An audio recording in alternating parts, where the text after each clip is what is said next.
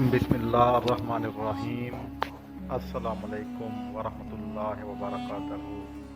عزیز و ناظرین و سامعین، آج ہمارا موضوع ہے تقدیر پر ایمان اور انسان کی ذمہ داری۔ آج کا ہمارا ایمان ہے تقدیر، یعنی اللہ تعالیٰ کی طرف سے ہر چیز کا پہلے سے طے شدہ ہونا۔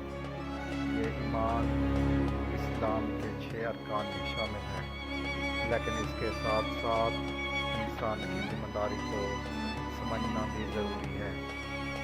کیا سب کچھ تقدیر کا لکھا ہوا ہے تو پھر ہم ذمہ دار نہیں؟ کیا عمل کا فائدہ ہے اگر سب طے ہو چکا ہے تو؟ یہ ایسے سوالات ہیں جنہیں صحیح عقیدہ اور حدیث کی روشنی میں سمجھنا بہت ضروری ہے۔ آج ہم جاننے کی کوشش کریں گے کہ تقدیر پر ایمان رکھنے کا مطلب کیا ہے، اور ساتھ ہی انسان اپنی زندگی کے فیصلوں میں کس قدر خود مختار ہے۔ حدیث مبارکہ اردو ترجمہ۔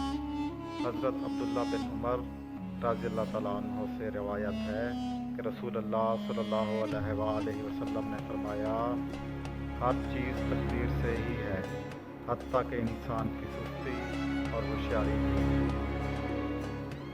تشریح۔ اس حدیث مبارکہ سے یہ بات واضح ہوتی ہے کہ دنیا کی ہر چیز، چھوٹی ہو یا بڑی، اللہ تعالیٰ کے علم اور ارادے سے ہی ہوتی ہے۔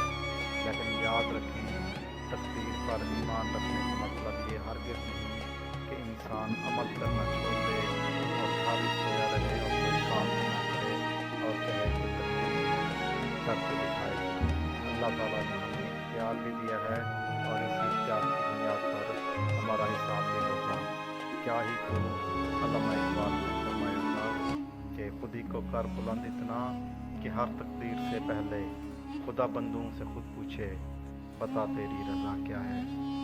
تقدیر پر ایمان ہمیں صبر، شکر اور اعتماد عطا کرتا ہے۔ جب ہم کوشش کریں اور نتیجہ مختلف ہوگا، اور تب ہمیں اللہ کی حکمت پر بھروسہ رہتا ہے، اور یہی عقیدہ ہمیں غم، ناکامی، حسد اور مایوسی جیسے جذبات سے بچاتا ہے۔ جو انسان تقدیر پر ایمان رکھ کر عمل کرتا ہے وہ مضبوط، مطمئن اور کامیاب ہوتا ہے۔